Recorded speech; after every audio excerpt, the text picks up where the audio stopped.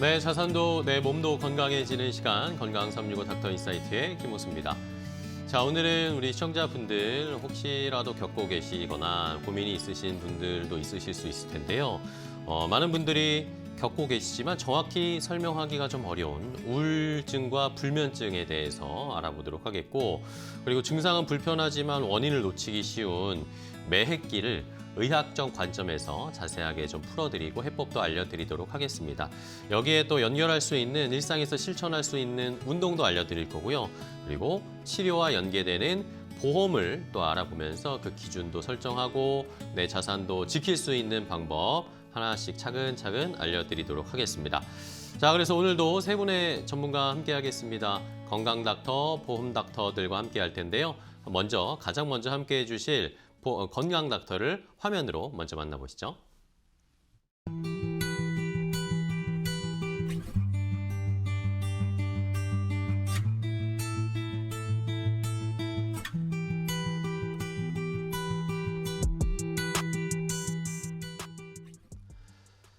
자, 첫 번째 함께할 건강 닥터 소개를 해드렸습니다. 직접 인사 나누고 이야기 나눠보도록 하겠습니다. 대구 백설한의원의 대표 원장이신 박상준 원장님이십니다. 안녕하세요, 원장님. 네, 반갑습니다. 안녕하십니까. 네. 네. 시청자분들께 인사 좀 부탁드릴게요. 네, 안녕하세요.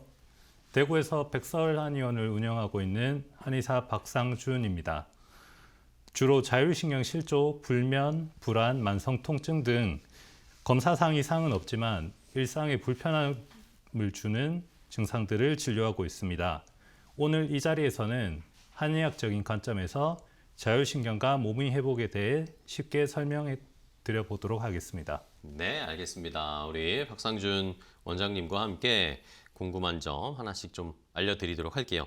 그러면 원장님과 어떤 이야기를 나눠볼지 첫 번째 준비되어 있는 오늘의 이야기 주제 화면으로 먼저 공개하도록 하겠습니다.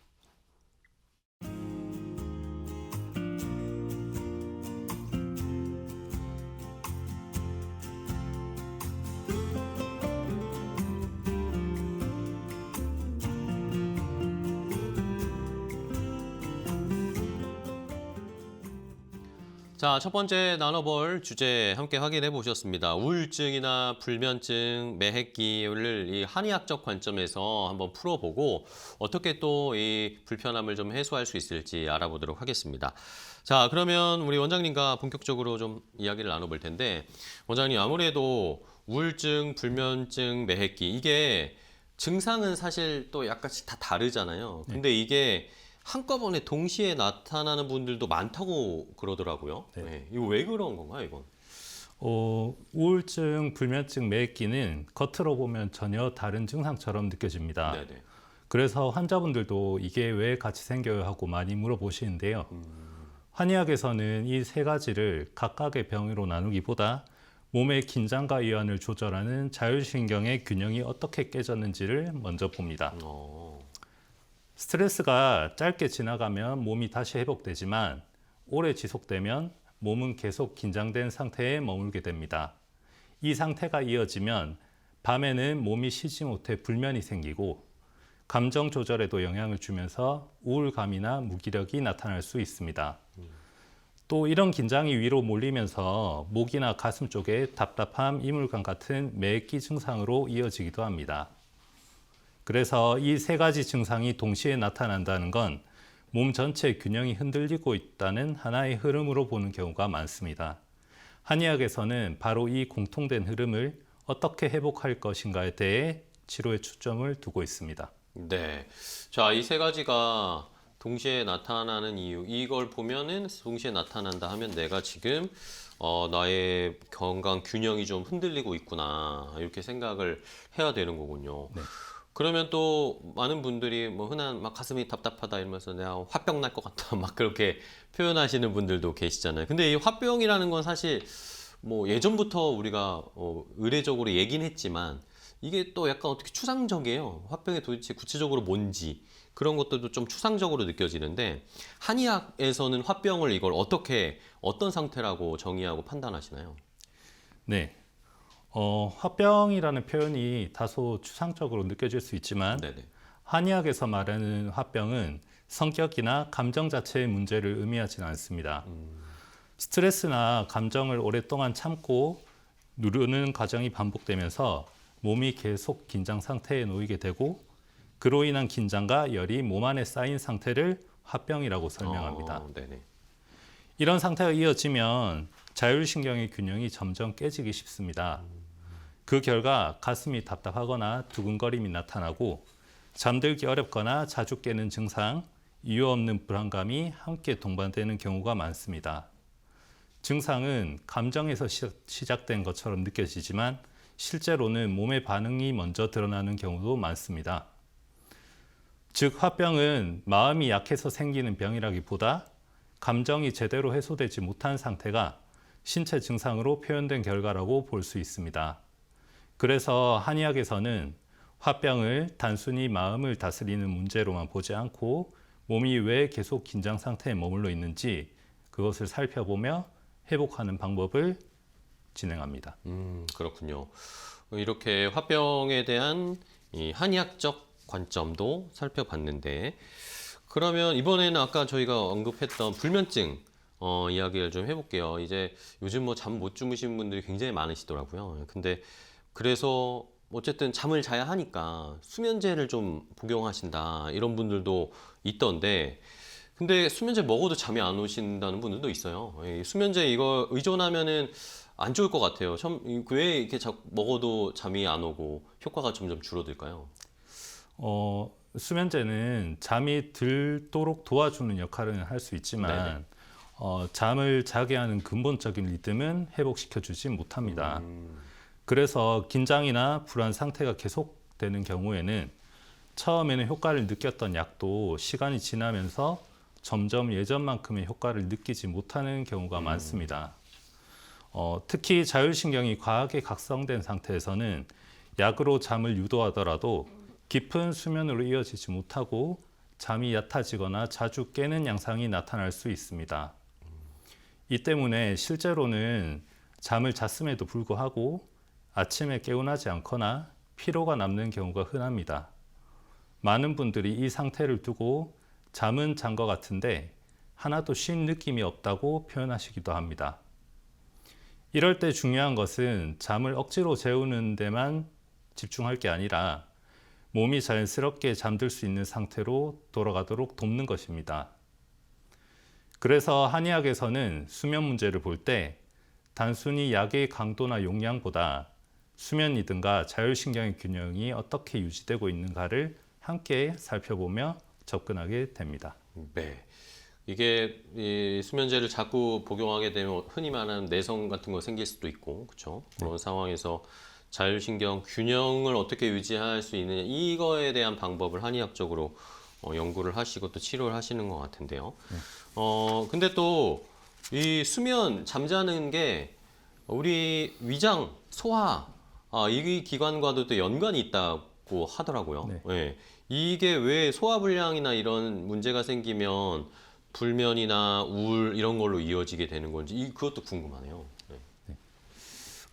위장 기능과 수면, 감정 상태는 서로 분리된 문제가 아니라 자율신경을 통해 하나의 흐름으로 이해해야 합니다. 소화가 원활하지 않으면 몸은 내부에 문제가 있다고 인식해 자연스럽게 긴장 상태를 유지하게 되고 이 긴장이 쉽게 풀리지 않은 채 하루를 보내게 됩니다.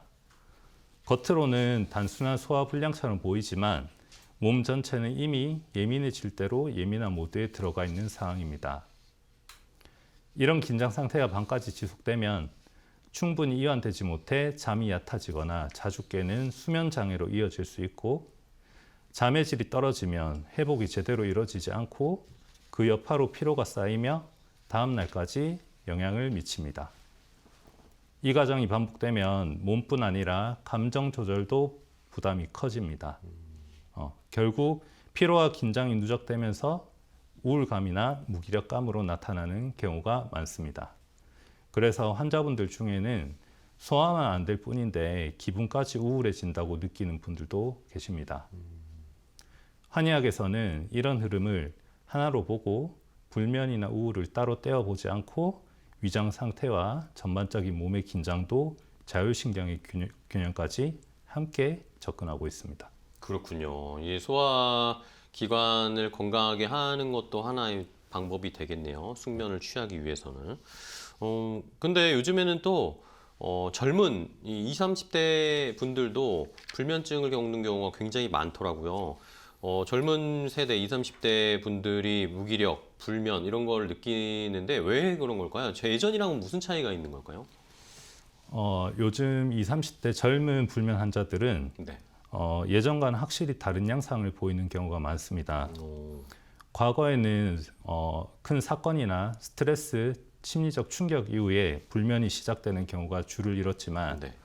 최근에는 특별한 계기 없이도 긴장된 상태가 일상처럼 유지되면서 무기력과 불면이 함께 나타나는 경우가 늘고 있습니다. 이전 세대와 달리 일상이 주는 자극의 양 자체가 크게 늘어난 점도 원인 중의 하나입니다. 스마트폰을 과다 사용하고 불규칙한 수면 시간, 그리고 쉬는 시간에도 끊임없이 이어지는 정보 자극에 자율신경이 충분히 내려오지 못하고 계속 각성 상태에 머물게 됩니다. 몸이 쉬어야 될 시간에 계속 각성 상태를 유지해서 겉으로 보기에는 젊고 건강해 보이지만 실제로는 몸이 긴장을 풀지 못하고 버티고 있는 경우가 많습니다. 이런 상태가 이어지면 잠을 자더라도 깊이 쉬지 못하고 낮에는 쉽게 지치거나 의욕이 떨어지는 경우가 많습니다. 그래서 젊은 층의 불면은 단순히 잠을 못 자는 문제가 아니라 몸이 회복할 여유를 잃었다는 신호를 보고 접근할 필요가 있습니다. 네. 요즘 확실히 젊으신 분들도 잠자는 거에 대한 수면의 질에 대한 고민이 많으신 것 같아요. 네. 또 어떤 분들 같은 경우에는 이제 손발 차다 이런 분들 굉장히 많으시죠. 혈액순환 이런 문제 때문에 손발이 차다라고 하시는 분들 많은데 또 이상한 건 땀은 많이 흘리는데 손발만 차갑다라고 하시는 분들도 많이 계세요. 이것도 불면, 수면의 질 이런 것과 연관이 될 수 있는 건가요?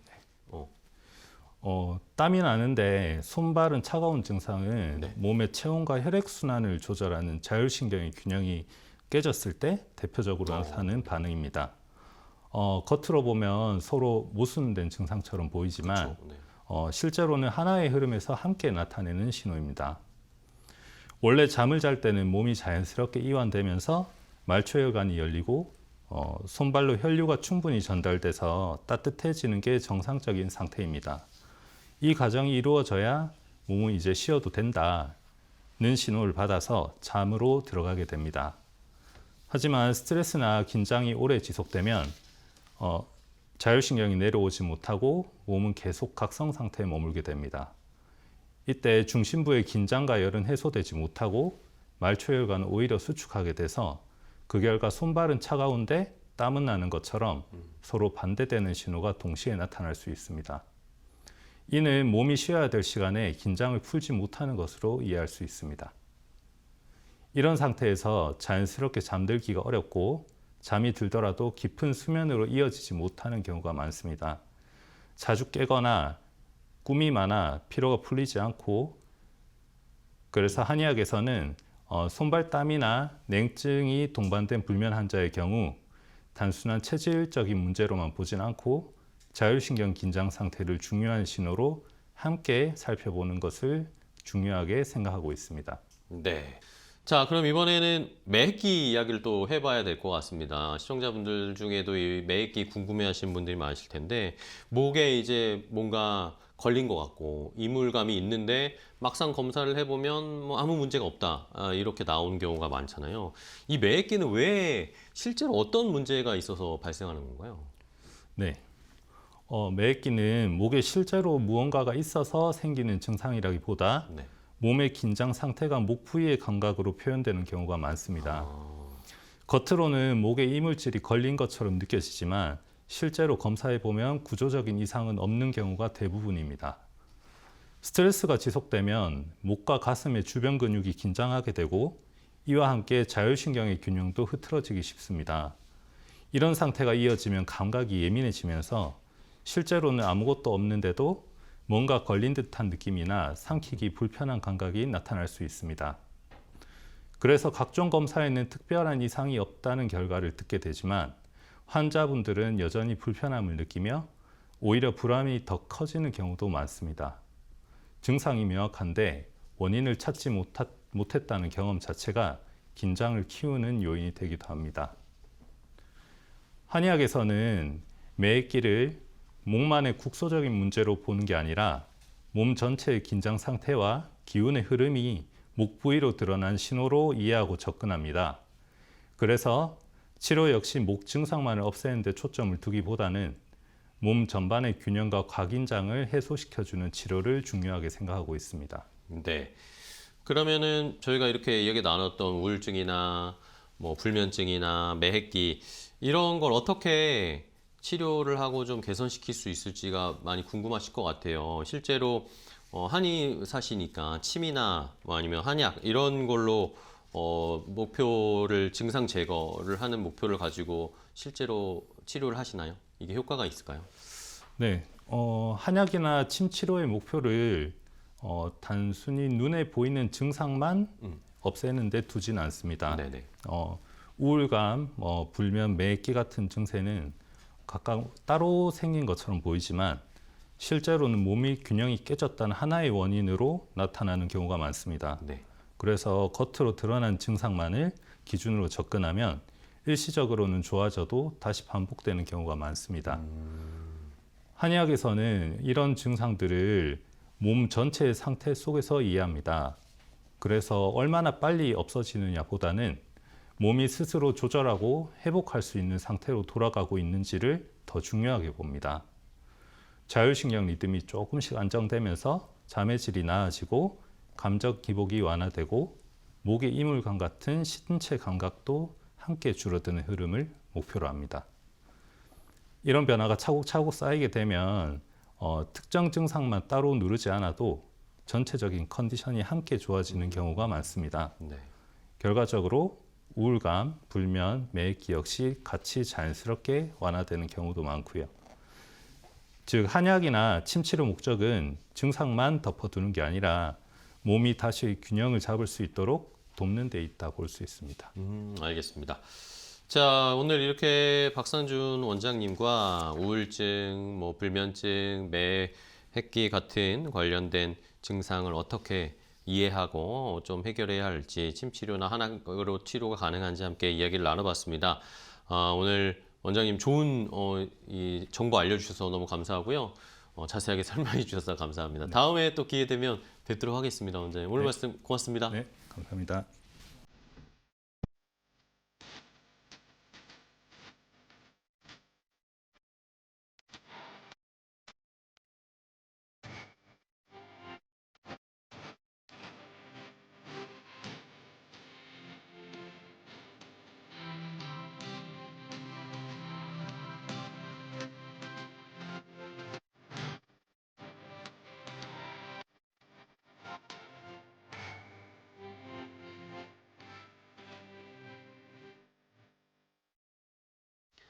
자, 건강 365 닥터 인사이트와 함께하고 계십니다. 저희 이제 두 번째 전문가를 만나보도록 하겠습니다. 어떤 분이 함께 해주실지 화면으로 먼저 소개해 드릴게요.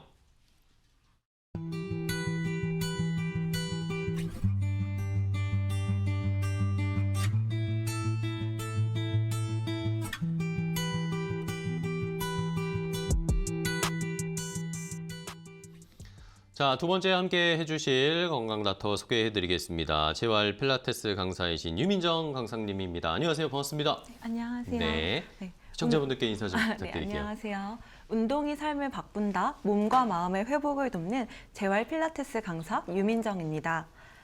저는 필라테스뿐만 아니라 다양한 관점으로 근골격계 재활과 암재활 운동을 지도하고 있고요. 그리고 저 또한 심리적으로 힘들었던 경험이 있기 때문에 심리학과 뇌과학을 많이 공부해서 불안이나 불면, 우울과 같은 신경계 민감성을 가지신 분들을 대상으로 회복 중심의 운동도 지도하고 있습니다.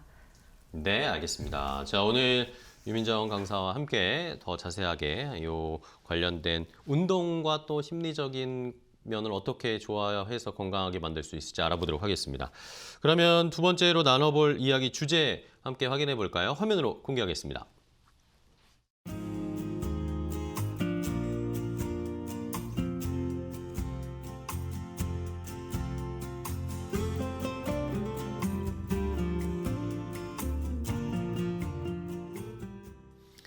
자, 두 번째는 이제 우리가 앞서서 봤던 우울증, 불면증, 매기 관련해서 이걸 운동이나 신체 회복 관점에서 해법을 좀 알아보도록 하겠습니다. 강사님과 이야기를 나눠볼 텐데, 이제 불면증을 겪고 계신 분들이 내가 잠을 못 자니까 낮이나 뭐 운동이나 몸을 막 혹사시켜서 피곤하면은 그냥 잠들지 않을까라고 생각하시면서 운동을 열심히 하시는 분들이 계시더라고요. 근데 운동을 했는데 피곤만 해지고 오히려 별로 개선되는 게 없다 하시는 분들도 계시더라고요. 불면증 환자에게 이렇게 운동이 좀 나쁘게 영향 미치는 독이 되는 경우는 언젠가요? 네, 실제로 불면증이 있는 분들 중에 운동을 했더니 오히려 더 잠이 안 온다라고 말씀하시는 경우도 많습니다. 이는 운동 자체가 나빠서라기보다는 이미 교감신경이 과도하게 활성된 상태에서 너무 강한 자극을 더했기 때문인 경우가 많습니다.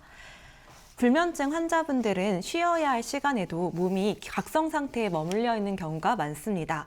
낮 동안 쌓인 긴장이 풀리지 않은 상태에서 밤이 되기 때문에 몸은 쉽게 이완되지 못합니다. 이런 상황에서는 늦은 시간에 심박수를 크게 올리는 러닝이나 아까 말씀드린 강도 높은 웨이트 같은 운동을 하게 되면은 몸은 오히려 지금은 활동을 해야 할 시간이라고 인식하게 됩니다. 네. 그 결과 각성 수준이 더 높아지면서 잠들기까지 시간이 더 많이 오래 걸리거나 숙면을 취하지 못하는 경우가 생길 수 있습니다. 운동 후에 피곤함을 느끼지만 몸은 여전히 깨어있는 상태가 되는 것입니다.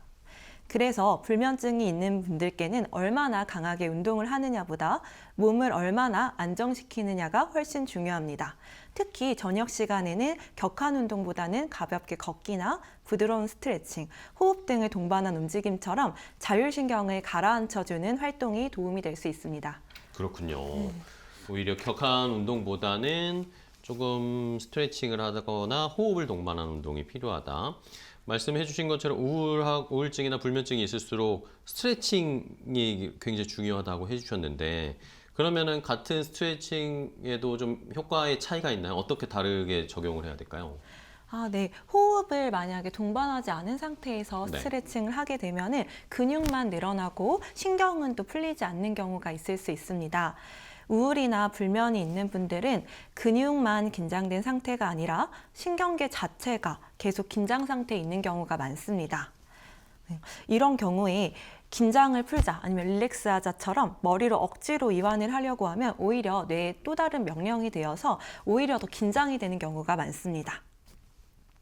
따라서 스트레칭을 할 때는 생각으로, 머리로 몸을 통제하려고 하기보다는 호흡을 통해서 미주신경에 먼저 신호를 보내주는 게 중요합니다. 호흡을 천천히 내쉬게 되면 미주신경을 직접 자극해서 몸에게 지금은 안전하다라는 신호를 보낼 수 있습니다. 이렇게 스트레칭과 호흡을 병행하면 자율신경이 안정되고 우울이나 불면에도 또 도움을 줄 수 있습니다. 그리고 또 많은 분들 중에 잠을 잘 못 자시는 분들이 또 뒷목이 뻣뻣하다 이런 불편함을 호소하시는 분들이 좀 많더라고요. 왜 이런 목이나 어깨가 이렇게 딱딱하게 긴장이 되면 수면의 질이 떨어질까요? 왜 잠을 잘 못 잘까요? 네. 목과 어깨가 굳어 있다는 거는 네. 단순히 근육이 뭉친 상태이기도 하지만 신경계가 계속 긴장되어 있다는 뜻이기도 합니다. 특히 목 주변의 긴장 같은 경우에는 뇌로 올라가는 혈류를 방해할 수 있습니다. 그리고 호흡 패턴도 방해할 수 있는데요. 그렇게 되면 호흡이 얕아지고 몸은 깊은 휴식 상태로 들어가지 못하게 됩니다. 이 상태에서는 뇌가 아직 쉬어도 안전하지 않다. 라고 인식하기 때문에 잠들기가 어려워지거나 잠을 자도 자주 깨게 됩니다. 또 목 주변에는 자율신경과 밀접한 구조들이 많이 모여 있기 때문에 이 부위가 계속 긴장돼 있으면 몸 전체가 각성 모드를 유지하게 됩니다. 그래서 불면이 있는 분들은 목, 어깨를 강하게 푸는 것보다는 호흡과 함께 부드럽게 스트레칭 하는 것이 훨씬 도움이 됩니다. 네, 알겠습니다. 자, 그러면은 저희가 또 앞에서 이야기했던 것 중에 매흡기 이야기를 했잖아요. 이 목에 이물감, 뭔가 목에 걸린 것 같은 그런 느낌. 이런 것도 운동으로 뭔가 해결할 수 있을까요? 풀 수가 있을까요? 네, 도움이 될 수는 있습니다. 매흡기 증상이 여러 가지 원인이 있지만 네. 호흡이 얕아져 있는 경우가 대부분 그래요? 많습니다. 네. 그래서 스트레스나 불안이 지속되면 횡격막과 흉곽의 움직임이 줄어들게 되고 호흡이 가슴 위쪽이나 목 주변으로만 이루어지게 됩니다. 이렇게 되면 목 주변 근육들이 과도하게 이렇게 긴장돼서 이물감이나 답답함으로 느껴질 수 있습니다. 따라서 흉곽의 움직임을 먼저 회복해주는 운동을 하면 증상 완화에 도움이 될 수 있습니다. 호흡이 깊어지고 갈비뼈가 부드럽게 움직이면 목과 어깨에 불필요한 긴장이 줄어들고 목에서 느껴졌던 불편감도 완화되는 경우가 많습니다. 즉, 간단하고 안전한 흉추 가동성 운동과 횡격막 운동에 대해서 알려드리도록 하겠습니다. 네. 일단은 흉추 가동성 운동을 먼저 진행해 볼 건데요. 이 운동은 갈비뼈가 부드럽게 움직일 수 있도록 도와주는 운동입니다. 일단은 옆으로 편안하게 누운 자세를 만들어줍니다. 머리랑 다리 사이에는 베개를 받쳐주시면 조금 더 편안하게 진행할 수 있습니다. 머리 뒤에 깍지를 끼고 팔꿈치를 모아줍니다. 이때 옆구리와 등으로 호흡을 마십니다. 내쉬는 숨에는 팔꿈치를 책장을 펼치듯이 열어줍니다. 어깨나 허리에서 움직임이 나온다는 느낌보다 가슴에서 움직임이 나온다고 생각하고 진행하시면 좋습니다. 이때 어린 어깨나 허리가 불편하지 않은 범위로 진행하시면 됩니다. 마시는 숨에 등허리로 호흡을 해주시고 내쉬는 숨에 가슴을 펼쳐주시면 됩니다. 반대쪽도 동일하게 반복합니다. 한쪽당 2~3번씩 반복해주시면 됩니다. 두 번째는 호흡을 깊게 만들어주는 횡격막을 활용한 호흡 운동 방법입니다. 일단 손으로 다이아몬드 모양을 만들어서 엎드려줍니다. 시선은 손끝을 봅니다. 이때 등이 꺼지거나 어깨가 말리지 않게 어깨를 좌우로 넓게 펴서 평평하게 만들어줍니다. 배는 바닥에서 떨어뜨려서 허리가 꺾이지 않도록 보호해줍니다. 그러면 갈비뼈 앞쪽이 들려있던 흉곽이 살짝 내려가는 상태가 돼서 갈비뼈 측면이나 후면으로 호흡을 넣기가 쉬워집니다. 이 상태에서 소리가 나지 않게 코로 마시며 옆구리와 등 하부로 호흡을 넣어주시고 소리가 나며 호흡을 끝까지 내쉬어줍니다. 이 동작을 할 때 목이나 어깨가 불편하신 분들은 완전히 이렇게 엎드린 자세에서 배 밑에 베개를 받쳐주시고 진행하셔도 괜찮습니다. 이렇게 이번 스트레칭을 먼저 해주시고 호흡 운동을 10회 정도 반복해 주시면 됩니다. 알겠습니다. 실제로 운동하시는 방법을 알려주시니까 이해가 쉽네요. 네. 자, 그러면은 다음 이제 하나 질문 넘어가서 누워서 하는 운동이 더 효과적이다라는 그런 말이 있더라고요. 서서 하는 운동보다 누워서 하는 운동이 왜 더 효과적일까요? 네. 누워서 하는 경우에는 네. 몸이 중력을 지탱해야 하는 부담이 줄어들기 때문에 신경계가 훨씬 빠르게 안정될 수 있습니다. 네. 왜냐하면 서 있는 자세 같은 경우에는 몸에 이렇게 균형을 잡느라고 버티는 에너지를 쓰게 되기 때문에 무의식적으로 몸을 긴장하게 되는 경우가 많습니다. 반면에 누운 자세에서는 근육을 버티는 일을 하지 않기 때문에 호흡이 자연스럽게 깊어지고 자율신경도 휴식 모드로 전환되기가 쉬워집니다. 그래서 불면이나 불안, 긴장이 높으신 분들께서는 서서 운동하기보다 필라테스나 요가처럼 누워서 진행하는 운동이 더 효과적인 경우가 많습니다. 그러면 누워서 전신을 스트레칭 할 수 있는 간단한 동작을 알려드리도록 네네. 하겠습니다. 누운 자세에서 다리를 산 모양으로 만들어 주실 거고요. 네. 누운 자세에서 다리를 산 모양으로 만들어 주시고 다리 사이는 골반 2배 넓이로 넓게 벌립니다. 오른 발목을 왼쪽 무릎 위에 걸어서 다리를 오른쪽으로 넘겨줍니다. 이때 시선은 다리와 반대 방향으로 돌립니다. 갈비뼈는 바닥으로 눌러서 허리가 과도하게 꺾이지 않도록 합니다. 이때 무릎이나 허리에 통증이 없다면 양손으로 발목과 무릎을 잡으시면 더 좋습니다. 천천히 호흡하면서 10초 정도 몸을 전체적으로 이완해줍니다. 반대쪽도 똑같이 반복해줍니다. 한쪽당 2~3번씩 진행해주시면 좋습니다.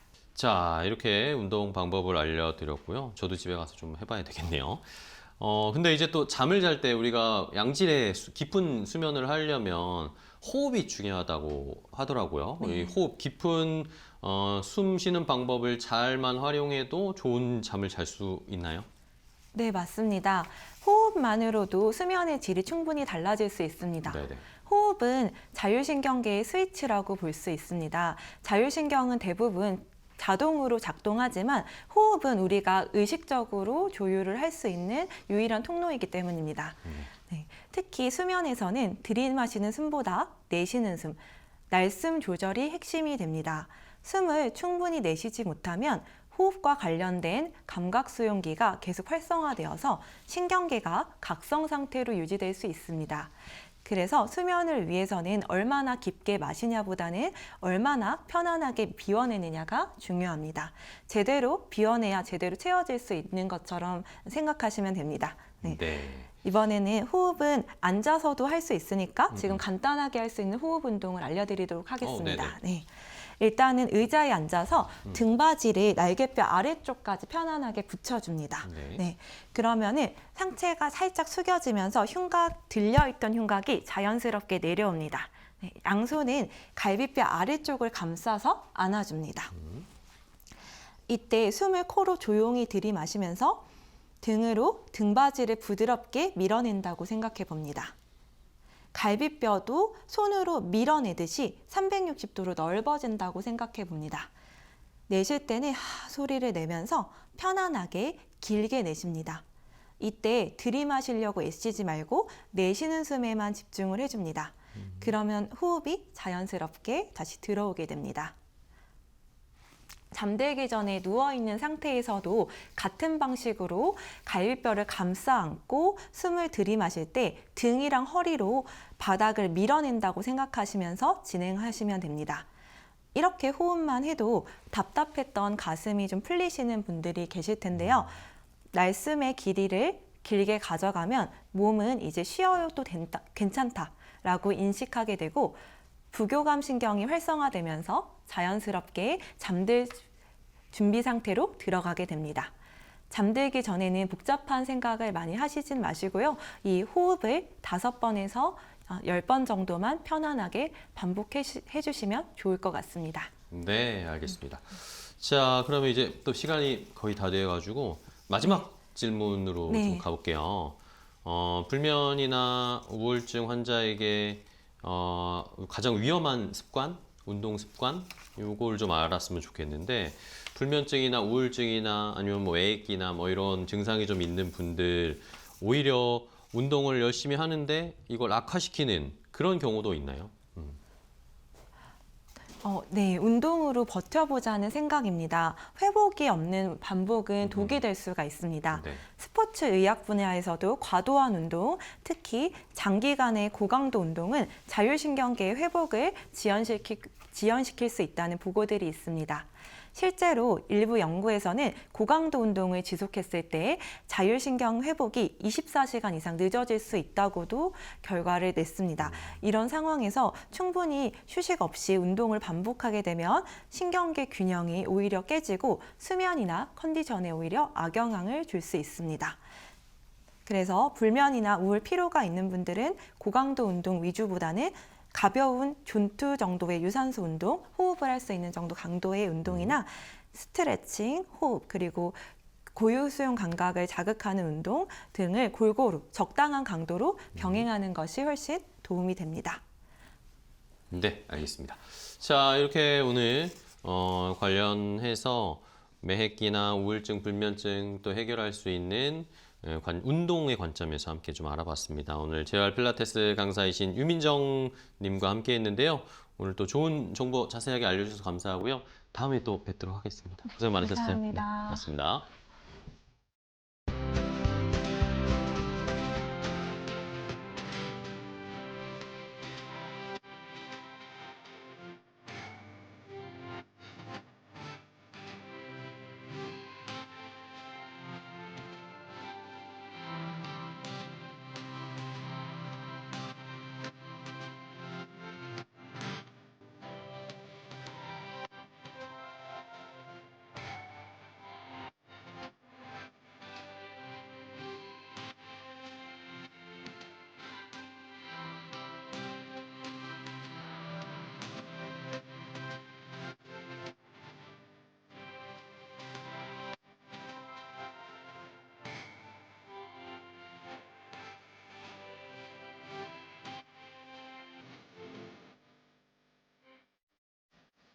자, 이제 세 번째 함께할 전문가 만나보도록 하겠습니다. 세 번째 함께해 주실 분을 화면으로 소개할게요.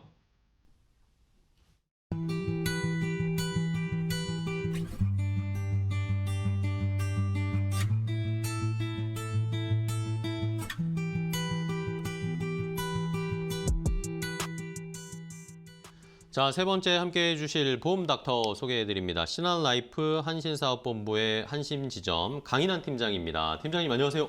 안녕하십니까. 네, 우리 시청자분들께 간단하게 인사 부탁드립니다. 네. 안녕하세요. 내 자산을 질병과 사고로부터 지킬 수 있게 돕는 강인한 설계사입니다. 우울증이나 불면증 같이 정신과인력은 직접 보장은 어렵지만 관련 질환 진단이나 치료가 연계되면 적용 가능한 범위가 있습니다. 오늘 이 시간에 정신건강과 보험의 현실적인 연결점에 대해서 말씀드리도록 하겠습니다. 네, 알겠습니다. 자, 그러면 강인한 팀장과 함께 어떤 주제로 이야기를 나눠볼지 세 번째 주제도 바로 확인해 보시죠.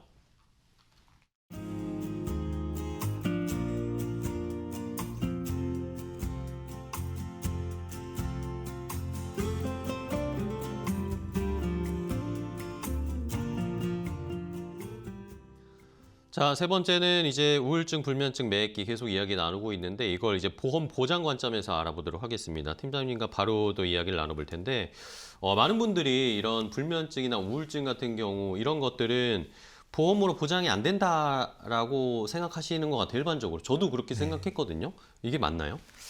네, 많은 분들이 이제 불면이나 우울증은 보험에서 아예 보장이 안 된다라고 생각하기 쉽습니다. 네네. 근데 꼭 그렇지만 않더라고요. 오. 실제 보험 적용 여부는 진단명 하나만 가지고 결정되는 구조는 딱히 아닙니다.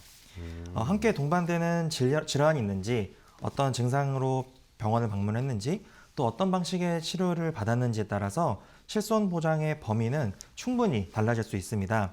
예를 들어 신체 증상이 동반돼 검사나 치료가 진행된 경우에는 보장 가능성이 달라지는 경우도 적지 않습니다. 그래서 단순히 불면, 우울증이라는 진단면만 보고 보장이 안 된다라고 단정하는 것은 섣부른 판단이라고 생각합니다. 실제 사례에서는 치료 과정과 청구 내용에 따라서 결과가 달라지는 경우가 많기 때문에 전체적인 진료 흐름을 기준으로 판단하는 것이 중요하다고 생각합니다. 그렇군요. 이게 무조건 안 된다라고 생각하면 안 되겠네요. 맞습니다. 네. 근데 이제 또 이런 불면증이나 우울증 같은 경우에는 약값도 많이 들잖아요. 약으로 이렇게 처방을 해주시는 경우들이 많으니까 이런 수면제나 항우울제나 이런 것도 비용을 실손 청구가 가능할까요? 네. 약값 부담을 가장 느끼시는 분이 바로 이 지점인데요. 네네. 수면제나 항우울제는 이제 이름만 놓고 보면 실손이 안 된다라는 인식이 강하지만 네네. 실제 현장에서는 이제 무조건 불가로만 받기는 어렵습니다. 오. 네, 판단 기준은 약의 종류가 아니라 이 약이 어떤 진단 아래에서 어떤 치료 목적을 가지고 처방됐는지에 따라 있습니다. 네. 진단명이 명확하고 치료 목적이 분명하게 진료 기록이 남아있다면 수면제나 항우울제도 청구가 가능합니다. 특히 단순한 증상 완화가 아니라 특정 질환의 치료 과정 중 하나로 처방됐다는 그 기록이 있다면 결과는 달라질 수 있습니다. 결론은 실손 청구에서는 어떤 약을 먹었냐보다 왜 그 약이 필요했는지가 핵심이 됩니다. 그래서 네. 진단명 하나나 약 이름 하나만 보고 미리 포기해버리는 것은 오히려 손해가 될 수 있다고 생각합니다. 그렇군요. 자, 그러면은 또 그 다음에 아까 우리가 앞에서 한의사 원장님도 이야기를 나눴지만 침이나 한약 이런 것들은 또 보장이 안 된다라고 생각을 많이 하십니다. 이 한방 치료, 불면증이나 매핵기 이런 거 관련해서도 보장을 받을 수 있어요? 네. 한방 치료도 역시 무조건 보장이 안 된다라고 오해하시는 분들이 많은데요. 네네. 하지만 실제 이제 보험 적용 현장에서는 또 그렇게 단순하게 나뉘지가 않습니다. 한방 치료 역시 급여, 비급여 항목으로 나뉘고 있는데 이거를 어떤 방식으로 치료가 이루어졌는지에 따라서 청구 가능성이 달라집니다. 특히 치료 과정에서 급여 항목이 포함되어 있고 그 사용 목적과 내용이 진료 기록상 명확하다면 판단 여지는 충분히 생깁니다.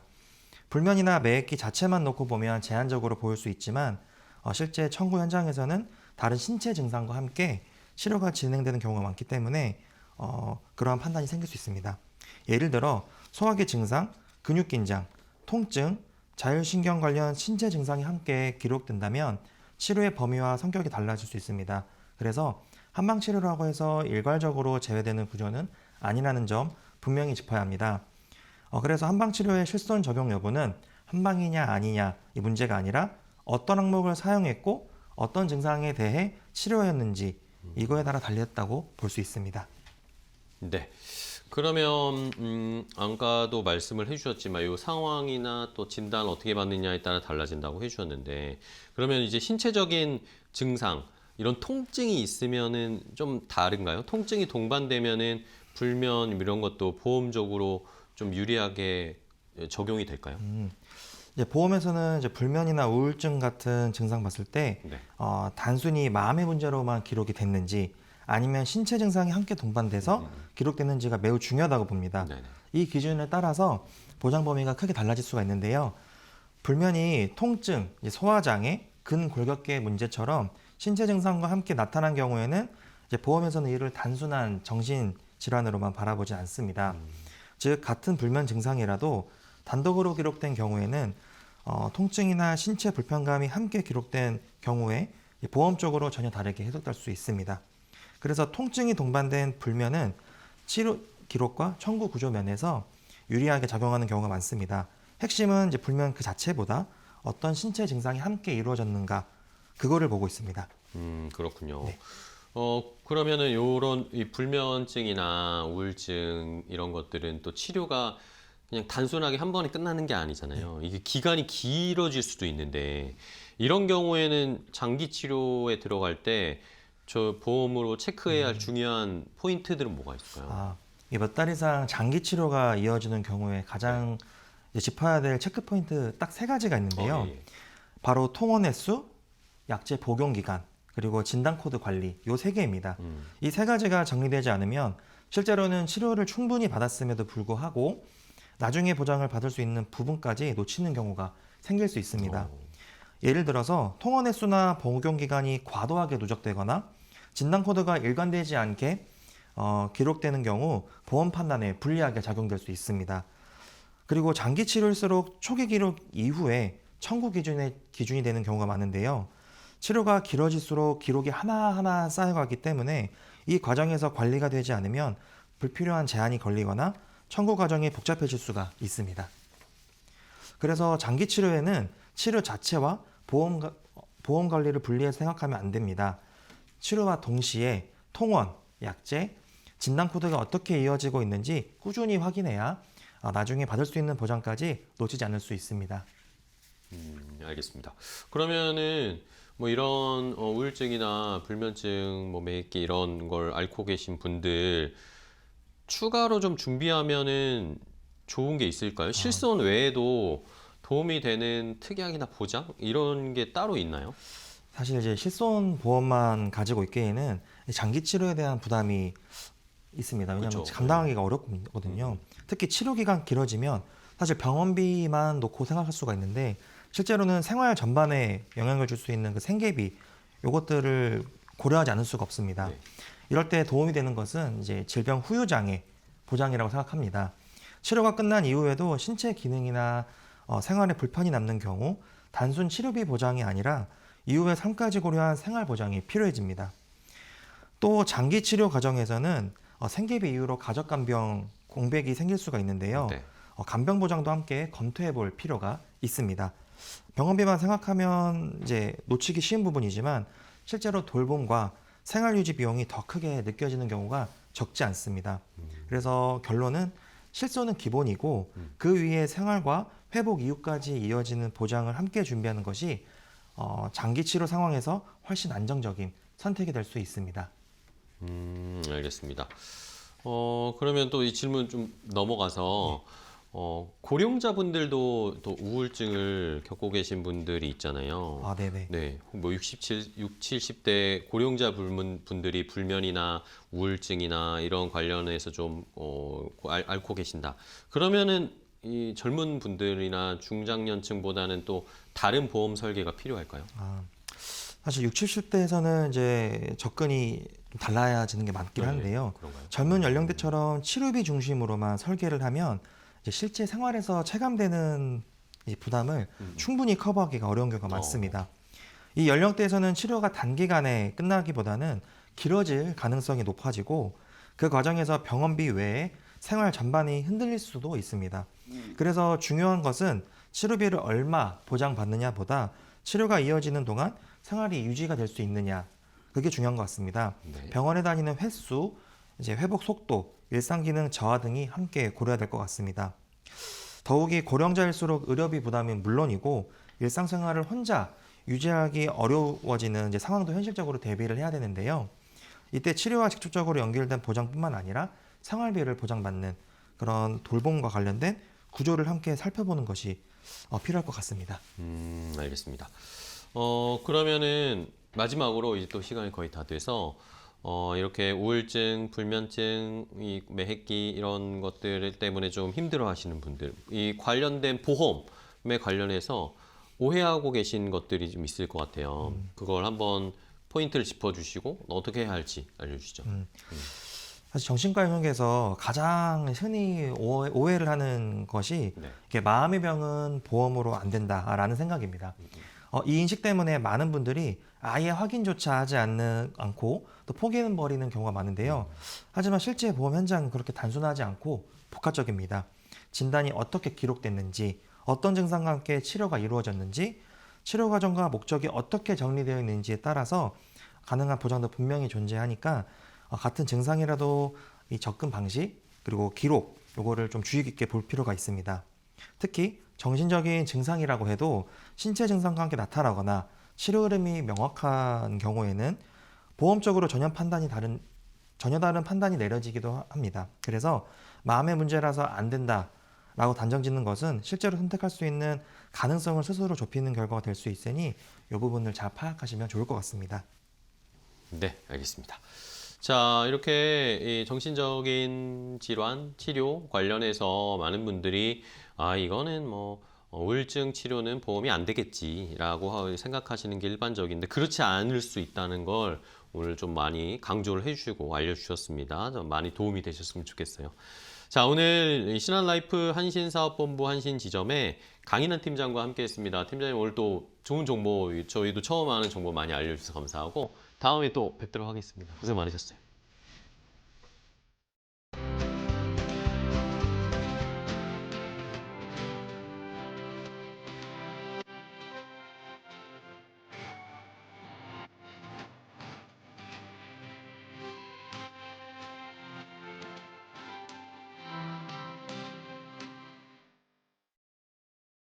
자, 건강365 닥터 인사이트 오늘 저희가 준비한 정보는 여기까지 전해드리도록 하겠습니다. 저희는 내일도 더 좋은 정보 가지고 찾아뵐게요. 시청해주신 여러분 고맙습니다.